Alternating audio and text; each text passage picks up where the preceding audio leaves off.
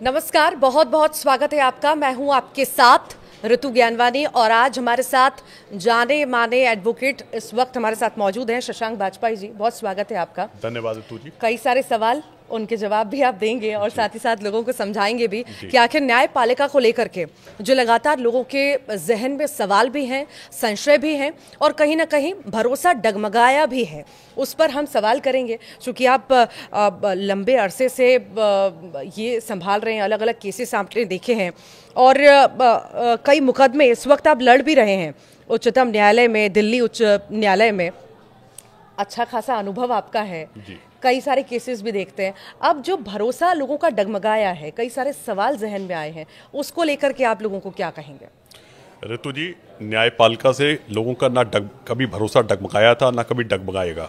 भारतीय न्यायपालिका दुनिया की सर्वोच्च न्यायपालिकाओं में से एक न्यायपालिका है, जिसमें आज भी इस दुनिया के सबसे ज़्यादा मुकदमे इसलिए नहीं जाते कि मुकदमे जाने चाहिए, मुकदमे इसलिए जाते हैं कि लोगों को आज भी न्यायपालिका के ऊपर सबसे ज़्यादा विश्वास है। कोई भी बात होती है, आप छोटी से चाहे चालान कोर्ट से लेके किसी बड़े मर्डर तक, तो लोग कहते हैं हम कोर्ट में देख लेंगे, आपको कोर्ट में चले जाएंगे, कोर्ट में खींच लेंगे, कोर्ट में बात कर लेंगे, कोर्ट में देख लेंगे। तो आपका भरोसा कहाँ है? आपका भरोसा भारत की न्यायपालिका के ऊपर है, भारत की जुडिशरी के ऊपर है, भारत की एक संस्था जो आज न्याय के प्रति समर्पित है उसके ऊपर है। तो मैं कहीं भी ये नहीं कहता हूँ न्यायपालिका में भरोसा डगमगाया है। एक मीडिया में हम लोग आते हैं, देखते हैं, मीडिया को सुनते हैं, बात करते हैं, तो वो एक परसेप्शन डिफरेंट है। अगर आप ये कहें कि भाई डगमगा गया भरोसा, तो कितने मुकदमे वापस हो गए, कौन कोर्ट में जाने से किसने मना किया? हर व्यक्ति कहता है आज भी मुझे इस देश की न्यायपालिका के ऊपर सर्वोच्च भरोसा है। यशवंत वर्मा जी न्यायमूर्ति हैं। अब इतना बड़ा केस सामने आया, इतनी मात्रा में कैश मिलना, फिर कैश जला हुआ भी मिलना, कई लोगों के जहन में सवाल है कि क्या वाकई में हम भरोसा कर सकते हैं या पैसे लेकर ये सारी चीज़ें होती हैं? ऋतु जी, ये बहुत ही वर्निंग टॉपिक है आज देश के अंदर। ये देश जानना चाहता है या देश बार बार पूछता है या देश के लोगों के मन में विश्वास घटा है कि बढ़ा है? ये एक मुकदमा है, एक केस है, एक घटना है या एक दुर्घटना है? क्या है हमें नहीं पता। क्यों? आपने एक रिपोर्ट आती है, किसी के घर में कुछ नोट पकड़े जाते हैं, नोट पकड़ने के बाद कुछ कार्रवाइयाँ जो कि हो रही हैं, और निश्चित रूप से भारत में अपने आप में एक प्रथम तरह का मामला है जो पहली बार देश के सामने आया है। देश की न्यायपालिका ने, जो सर्वोच्च न्यायपालिका ने, जो सर्वोच्च कमेटी आज इस राष्ट्र के अंदर 3 मुख्य न्यायाधिपति की कमेटी बनी है जो इस मामले को इन्वेस्टिगेट कर रही है। सारी रिपोर्ट्स आज आप देखिए पब्लिक डोमेन में अवेलेबल हैं, सुप्रीम कोर्ट के सामने आती हैं। उनको यहाँ से ट्रांसफ़र किया जाता है, किसी दूसरे राज्य में ले आया जाता है कि जरा सी भी 1% जिससे भी संशय है, किसी के मन में कोई संशय ना हो। क्या संशय ना हो? कि ये इन्वेस्टिगेशन सही तरह से हो पाएगी, इन्वेस्टिगेशन इन्फ्लुएंस तो नहीं होगी, क्या न्यायाधीश के मामले को दबाया तो नहीं जाएगा।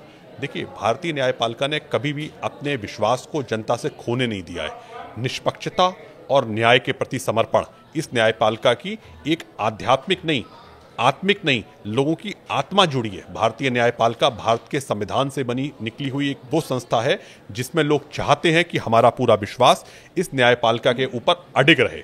उस अडिगता को बचाने के लिए ये जो पूरा मामला आया है, इसकी जो सर्वोच्च न्यायिक कमेटी के द्वारा जांच हो रही है, उस जांच को सामने आने दीजिए, उसके जो परिणाम है उसको आने दीजिए। मैं एक छोटा सा एक डेटा के हिसाब से आपसे बात करना चाहता हूं। मैं इस दुनिया की सबसे बड़ी आबादी कहां पर रहती है? भारत में रहती है। इस दुनिया के जो न्यायाधीश हैं भारत में, उच्चतम न्यायालय में लगभग 34 न्यायाधीश हैं, उच्च न्यायालय में लगभग 1000 से ज्यादा न्यायाधीश हैं, जिसमें से लगभग 750 न्यायाधीश कार्य कर रहे हैं। जो उसके बाद हमारी सबऑर्डिनेट जुडिशरी जिला न्यायालय जो होते हैं, लगभग उसमें 22,000 सैंक्शन पद हैं, जो 16-17 हज़ार के आसपास उसमें लोग काम कर रहे हैं। उच्च न्यायालय में लगभग 700-750 न्यायाधीश इस समय कार्य कर रहे हैं। और ये 75-76 वर्ष से ऐसे कितने मामले आपके सामने आज तक आए? 2, 3, 4, 5, 6, 7, 8, 9, 10 कितने मामले आए? कितने मामलों में निष्पक्ष कार्रवाई नहीं हुई? ये 75-76 वर्ष में अगर एक मामला आपके सामने जो गंभीर प्रकृति का आया है, एक्सेप्शनल केस है, सुपर एक्सेप्शनल केस है, और उसके ऊपर जिस लेवल्स पे कार्रवाई की गई, जिस लेवल की कमेटियां बनी, जिस लेवल से इन्वेस्टिगेशन हो रही है, जिस लेवल से निष्पक्षता से जांच हो रही है, उस जांच के आने के बाद आप कहां से कह सकती हैं कि हमारे पास न्यायपालिका के ऊपर सवाल उठे हैं? न्यायपालिका अपने आप को गंगा जल की तरह शुद्ध रखने के लिए जो सर्वोत्तम उपाय है वह कर रही है और करेगी।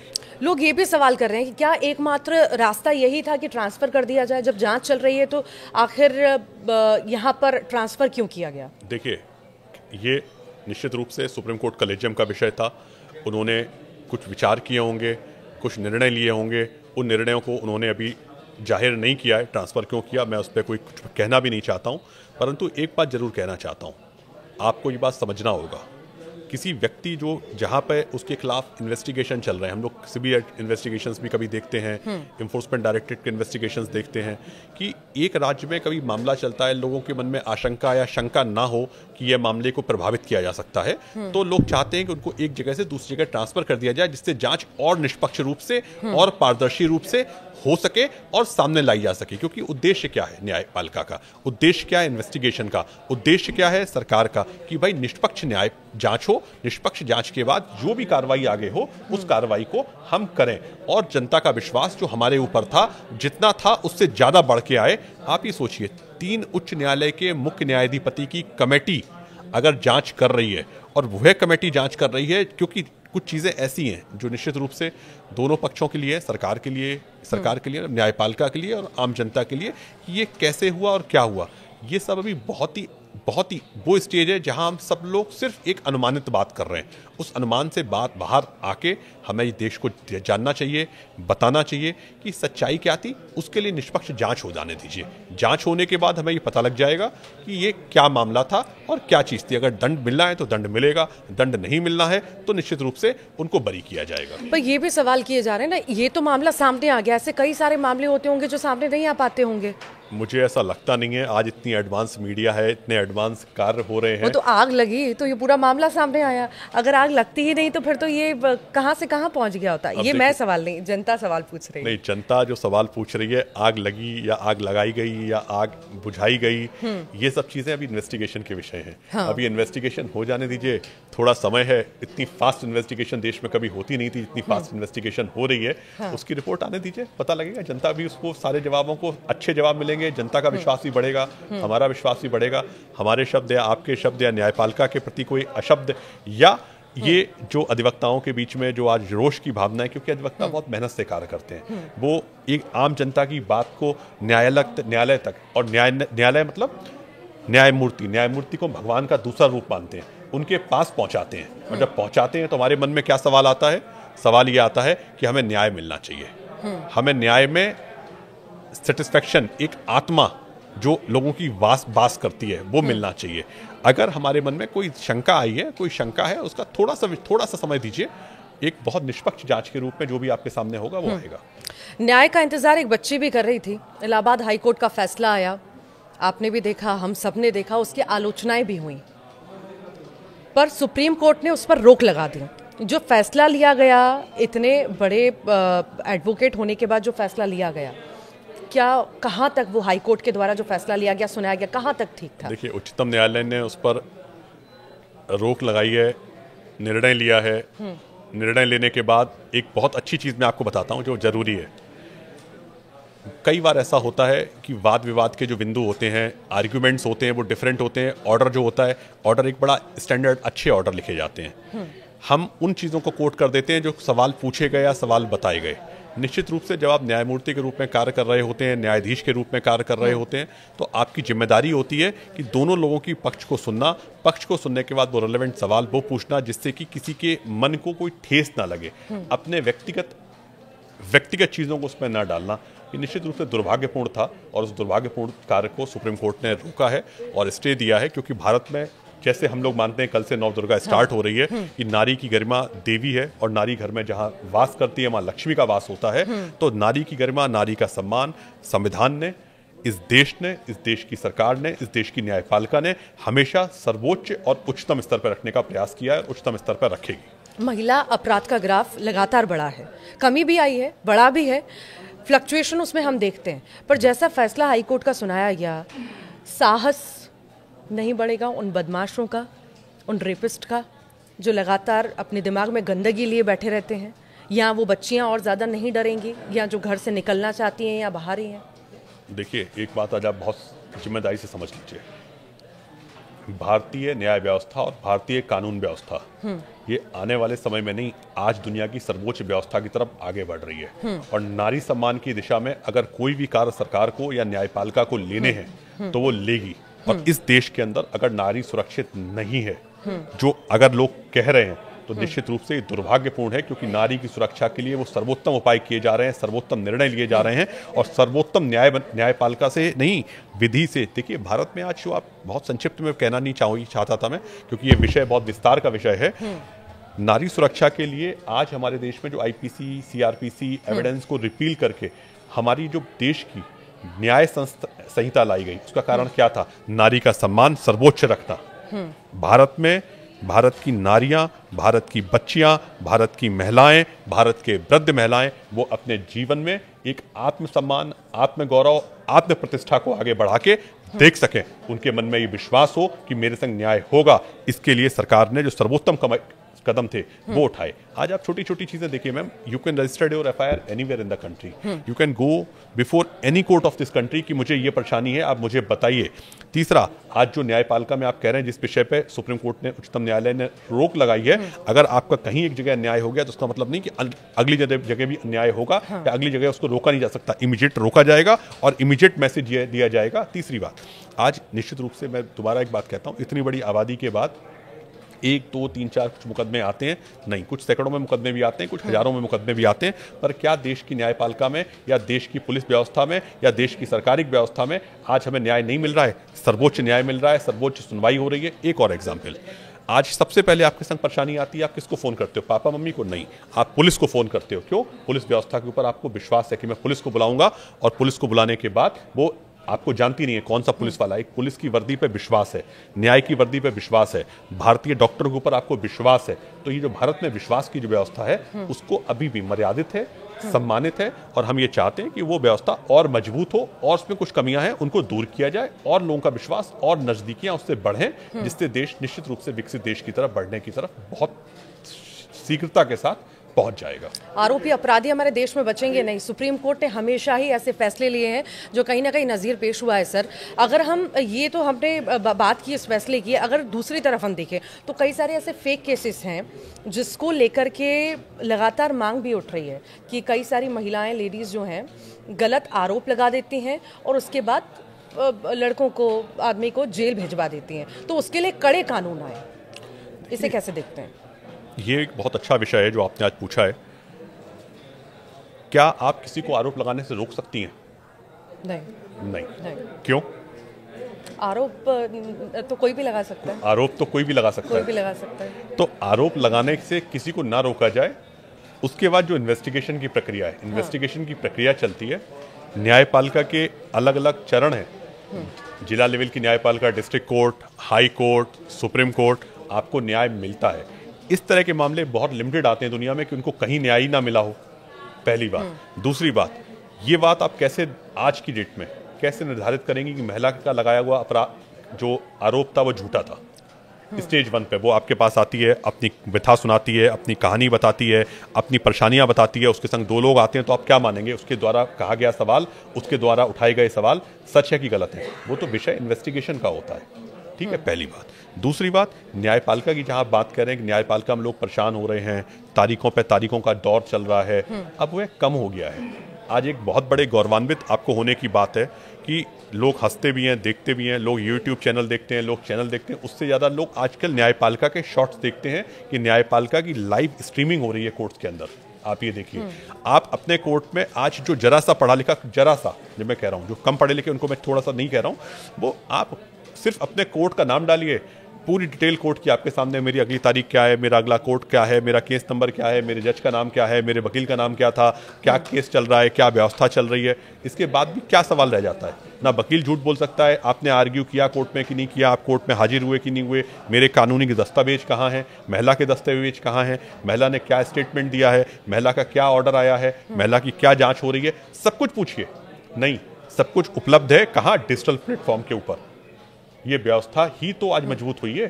संस्थागत व्यवस्था जो मजबूत हुई है इन 10 सालों के अंदर, उसको हमें अप्रिशिएट करना पड़ेगा। कोरोना के बाद इस देश की न्यायपालिका की जिस लेवल से चेंजेस हुए हैं, पेपरलेस कोर्ट हुई हैं।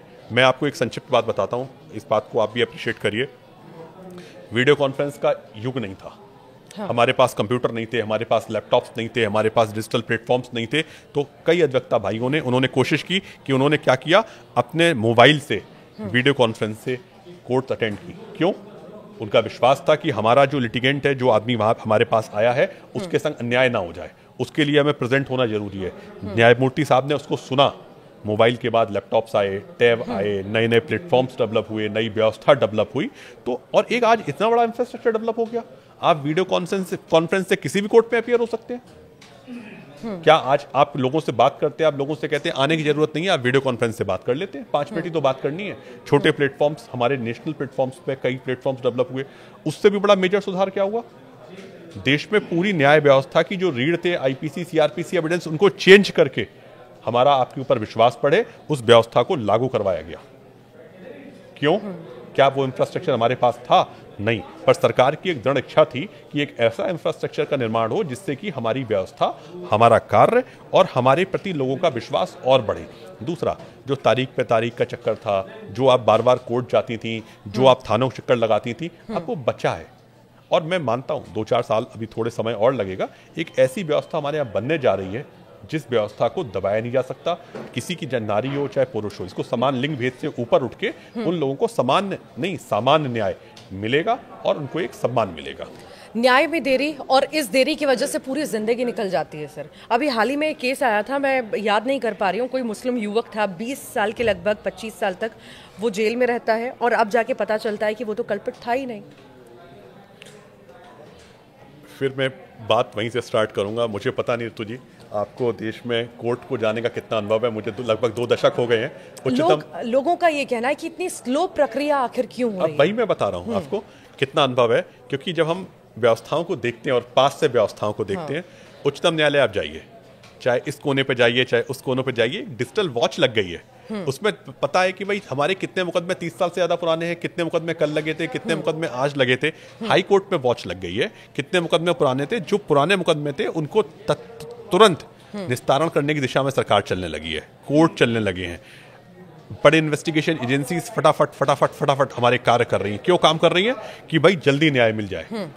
दूसरी बात, किसी व्यवस्था में किसी का कोई एक आरोप, एक मुकदमा नजीर नहीं हो सकते। निश्चित रूप से उनको न्याय मिला, एक समय लग गया निश्चित रूप से, पर आज की व्यवस्था एक हमारे पास, अगर हम इन 7 या 8 दशकों को देश में मानते हैं, 1947 से लेके 2025 तक का समय, तो एक समय 10 साल, 20 साल, 30 साल, 40 साल नहीं, इस 10 साल में जो प्रगति की दिशा में हम चले हैं, और उन प्रगति में सबसे बड़ा जो सुधार हुआ है, सबसे बड़ा सुधार हुआ है। मैं आपको एक छोटी सी बात और बताने जा रहा हूं, आपने शायद वो वीडियो अब YouTube पे अवेलेबल है, जो नया सुप्रीम कोर्ट की बिल्डिंग का कंस्ट्रक्शन हो रहा है, वो दुनिया के सबसे बेहतरीन सुप्रीम कोर्टों में से भारत का सुप्रीम कोर्ट होगा। दिल्ली उच्च न्यायालय और दिल्ली के जितने भी न्यायालय हैं आज, दिल्ली के जो न्यायालय हैं, उन न्यायालय में आप जाइए तो आपको लगता है कि देश के सबसे अच्छे प्रीमियम हाई कोर्ट्स हैं, जिसके अंदर सारी सुविधाएं आपको उपलब्ध हैं। कहाँ से उपलब्ध है? सारा डिजिटल प्लेटफॉर्म उपलब्ध है, घर में बैठ के आप हियरिंग्स कर सकते हैं, सुन सकते हैं, देख सकते हैं, और एक रोल मॉडल के रूप में आगे बढ़ा रहे हैं। थोड़ा सा समय दीजिए, थोड़ी सी व्यवस्था पे विश्वास रखिए, निश्चित रूप से आपका गर्व से आप कहेंगे कि देश की सर्वोच्च व्यवस्था में हम लोग बैठे हुए हैं। अच्छा, एक हमेशा विवाद चलता रहता है कॉलेजियम सिस्टम को लेकर के, भाई भतीजावाद का आरोप लगता रहता है। पारदर्शिता आपको नहीं लगता इससे प्रभावित होती है? आपको लगता है कॉलेजियम सिस्टम में पारदर्शिता नहीं है? मुझे लगता है, मैं शुरू से एक बात नोटिस करता हूँ, आज देश के अंदर ये जो व्यवस्था चल रही है, इस व्यवस्था में, हर व्यवस्था में कुछ खामियां हो सकती हैं, उन खामियों को दूर भी किया जा सकता है, दूर करने के प्रयास भी किए गए हैं। क्या इस व्यवस्था ने देश में कुछ सर्वोच्च, सर्वोत्तम और सबसे अच्छे जजेस नहीं दिए? निश्चित रूप से दिए। इस व्यवस्था की खामियां कहाँ आ रही हैं?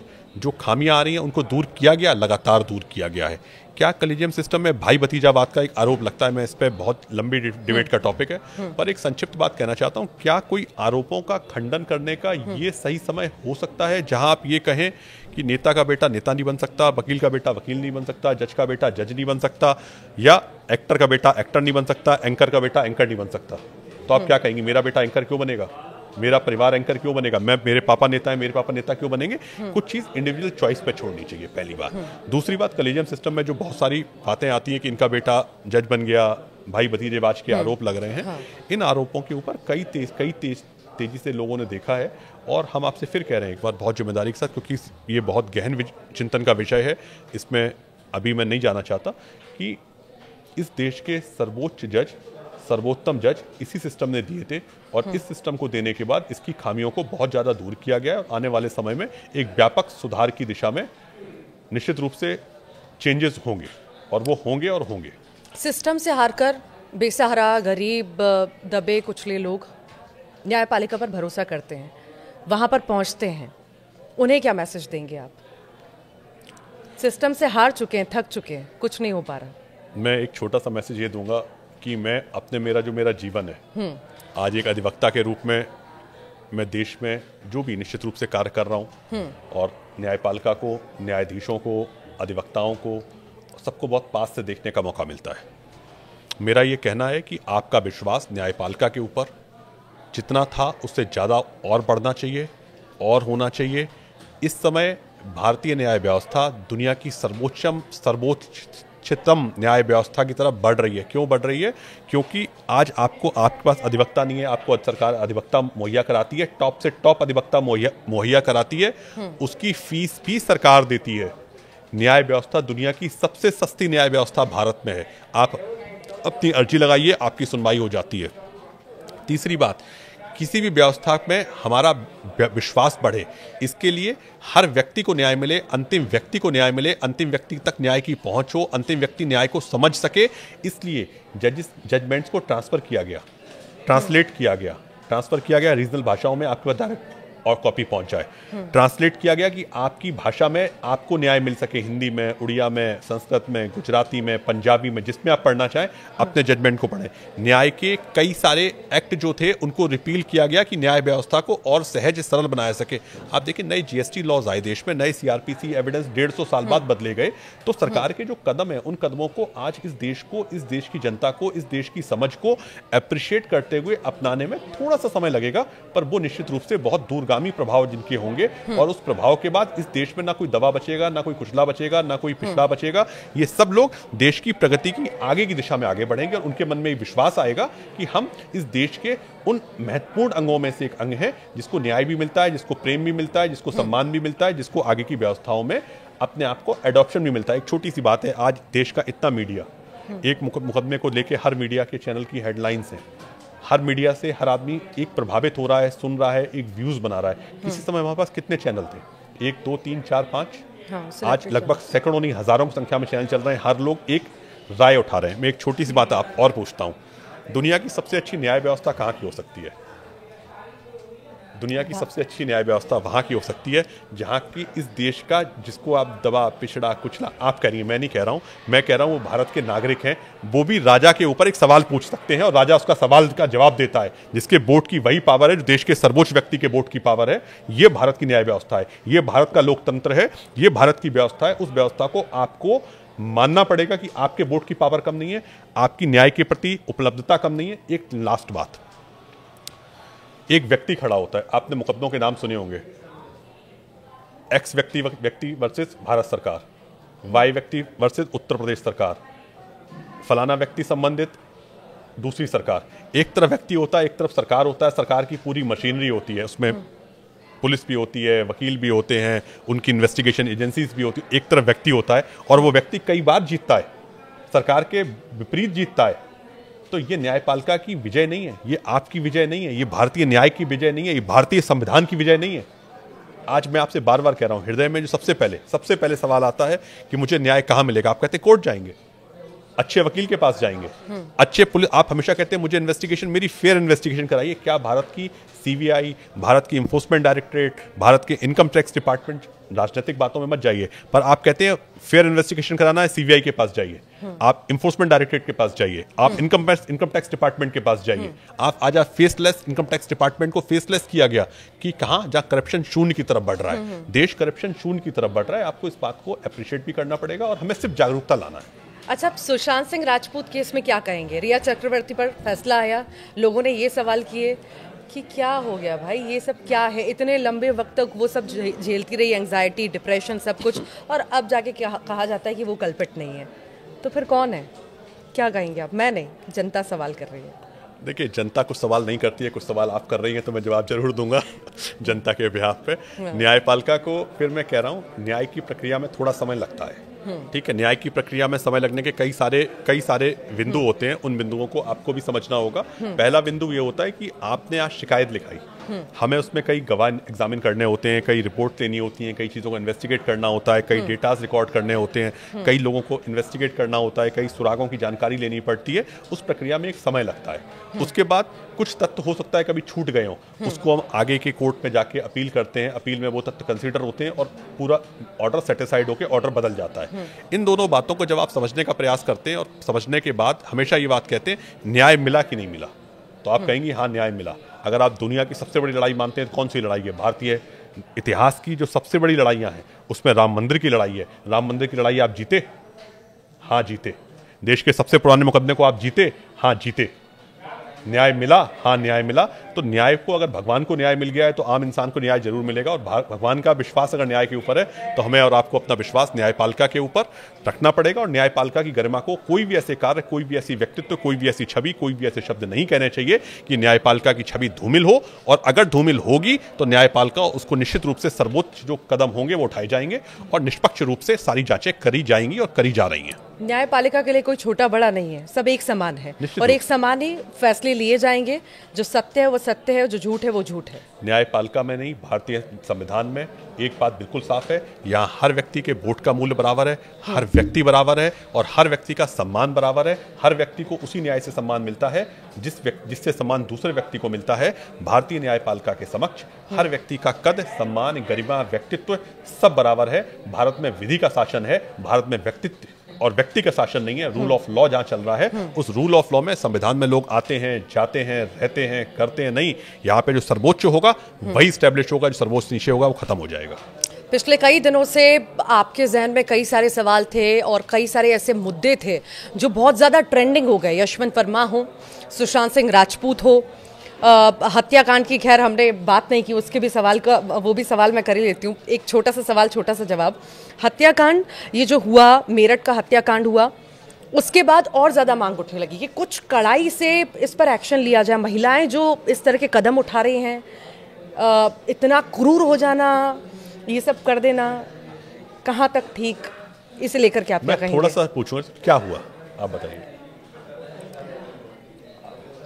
पति पत्नी, इधर प्रेमी और पत्नी ने मिलकर पति को मार दिया और उसके टुकड़े कर दिए और ड्रम में डाल दिया। अब इसको लेकर के, जैसा कि मैंने पहले ही जिक्र किया कि ये भी सवाल बार बार उठाए जाते हैं कि महिलाएं गलत आरोप भी लगाती हैं, उससे लेकर के कड़े कानून बनाए जाएं। तो ऐसे केसेस आते हैं तो उसे भी कैसे डील जो है करते हैं? देखिए, एक बात आप समझना पड़ेगा, जब आप दुनिया के सबसे बड़े मुल्क में आप रह रही हैं, उसमें एक केस, एक व्यक्ति का कैरेक्टर पूरे देश की छवि नहीं हो सकता, पहली बात। दूसरी बात, भारत में एक बहुत साफ बात है कि क्या परिस्थिति रही, क्या स्थिति बनी भारत में एंगर मैनेजमेंट। अभी जब हम पूरी चीज़, जहाँ हमारी पूरी व्यवस्था जिस सदी में हम चल रहे हैं, 5-7 साल 10 साल की, जहाँ मीडिया है, जहाँ आर्टिफिशियल इंटेलिजेंस है, जहाँ न्यूज़ चैनल्स हैं, जहाँ डिजिटल युग हो रहा है, वहाँ हमें अपने इमोशंस, अपने कनेक्ट्स, अपने आपको रीडेवलप, री-रिफाइंड करना पड़ेगा। और करने के बाद जो भी परेशानियाँ आ रही हैं, क्योंकि अब देखिए, लिव इन रिलेशनशिप्स को आप बात करते हैं, आप बात करते हैं तलाक को लेकर बात करते हैं, आप डिवोर्स को लेकर बात करते हैं, आप चाइल्ड कस्टडी को लेकर बात करते हैं। आज ये सब चीज़ें देश में एक यूसीसी पे नए लिव इन रिलेशनशिप को नई परिभाषाओं में बात करते हैं। आप लिव इन रिलेशनशिप के बाद आप बात करते हैं कि लोगों के लेस्बियन रिलेशनशिप पे बात करते हैं, कई चीज़ों पे आप बात कर रहे हैं, मैट्रिमोनियल रेप पे आप बात कर रहे हैं, जहाँ कई चीज़ें अब नए बिंदु, नए विवाद, नए समाधान, नया युग में आएंगे, उनके मैनेजमेंट के नए तरीके कड़े आएंगे। कानूनों की मांग लोग कर रहे हैं। बेसिकली यही सवाल था मेरा, कड़े कानूनों की मांग की ऐसा जहन में आ भी रहा है, तो आखिर जहन में आने के बाद ऐसी हिम्मत कैसे हो जा रही है कि कोई ऐसा कर दे रहा है और फ्रीक्वेंटली ऐसे मामले आना? मैं आपसे फिर कह रहा हूँ कि ऐसे मामले हम लोग सुन रहे हैं। एंगर मैनेजमेंट एक ऐसी चीज है, लड़ाई हुई, सडन प्रोवोकेशन हुआ, आपने किसी को मार दिया। लड़ाई हुई, आपने एक प्लान बनाया, शायद वो प्लान आपने टीवी से, यूट्यूब से या सोच के बनाया, और हर अपराधी सोच के मानता है कि मैं जो अपराध करूंगा उसके बाद बच जाऊंगा। जबकि एक न्याय व्यवस्था की व्यवस्था क्या है, आपने अपराध किया है तो आप उसके लिए दंडित किए जाएंगे। ये भारतीय न्याय व्यवस्था की खूबसूरती है और अब नए कानूनों की खूबसूरती और बढ़ गई है। तीसरी बात, अपराध करने के बाद जो आपको अपराध का बोध होता है, व्यक्तित्व में अपराध, देखिए व्यक्तित्व से अपराध हो रहा है, व्यक्ति से अपराध हो रहा है, उसका सुधार की एक प्रक्रिया है। उस प्रक्रिया को लोग अपनाते हैं, मानते हैं, समझते हैं, जानते हैं और आगे बढ़ाते हैं। व्यक्ति कभी बुरा नहीं होता। उसमें कभी अपराध हो जाते हैं, कुछ भावनाएं ऐसी होती हैं, वो सडन चीज़ें होती हैं, उसके लिए कानून से इसका निस्तारण हो जाएगा। कभी कभी मुझे लगता है किसी भी कोई भी ऐसा युग, मैं आज दुनिया का जो सर्वोच्च युग था, अगर सर्वोच्च युग था जब राम का राज्य था, तब भी सीता माता का अपहरण हुआ। अपहरण हुआ तो मतलब अपराध हुआ। अगर उस समय एक अपराध हुआ है तो आज भी अगर अपराध हो रहे हैं तो अपराधों के लिए आज देखिए यूपी में क्राइम रेट देश में सबसे कम होता जा रहा है। देश के अंदर नई एजेंसी काम करना शुरू कर रही हैं। इनका कारण क्या है? कारण है हमें हमारी व्यवस्था को और सुदृढ़, मजबूत और दंडात्मक से ज्यादा विश्वसनीय बनाने की तरफ हमने कार्य किया है। और आपसी रिश्तों में तनाव, लड़ाइयाँ, मर्डर, स्ट्रेस जो हो रहे हैं, ये भी धीमे धीमे रिड्यूस होंगे। इनको समझने की काउंसलर्स की बहुत जरूरत है। विधि को बहुत मजबूत करके भी एक बहुत छोटा सा मैं आपको एग्जाम्पल बताता हूँ जो पूरी दुनिया मानती है। भारत में दहेज अधिनियम लागू है। दहेज लेना और दहेज ना लेना अपराध है। आप बताइए, आप जहाँ नोएडा में, दिल्ली में, बॉम्बे में, कहाँ पे लोगों की एक लेविश मैरिज नहीं, लेविश मैरिज बढ़ रही है। कानून से बना के कितना रोकेंगे आप? कुछ चीजों में स्वप्रेरणा की जरूरत है। जब आपकी प्यार होता है तो आप कहती है मैं शादी में ये भी लाऊंगी, ये भी दूंगी, तुम्हारी गिफ्ट भी दूंगी मैं। और जब तलाक हो जाता है, तलाक हो रहा होता है, तो आप कहती है ये सबसे छोटी चीज भी मैं वापस लूंगी क्योंकि मैंने दहेज में दी थी, वो दहेज डिमांड किए गए थे। तो एलिगेशन से पहले जहां हमारे मानसिक संतुलन, मानसिक प्रेम, मानसिक भावना की बात आ रही है, उसको समझना, उसको रिश्तों को समझना, और उन चीजों में जो नए अब चीजें बदल रही हैं, तो थोड़ा समय दीजिए, देश बदलेगा और सुंदर देश होगा। न्यायपालिका पे जो जहन में सवाल आप सभी के थे, ये सारे ही मुद्दों को लेकर के आपने सुने होंगे और कहीं ना कहीं संतुष्टि आपको भी मिली होगी। जो लगातार आपको कहीं ना कहीं एक संशय बना हुआ था, उन सारे सवालों के जवाब हमारे दर्शकों को मिल गए होंगे। बहुत बहुत शुक्रिया शशांक जी, आप आए, आपने समय निकाला और हमारे दर्शकों को जानकारी भी दी। बहुत बहुत शुक्रिया। नमस्कार।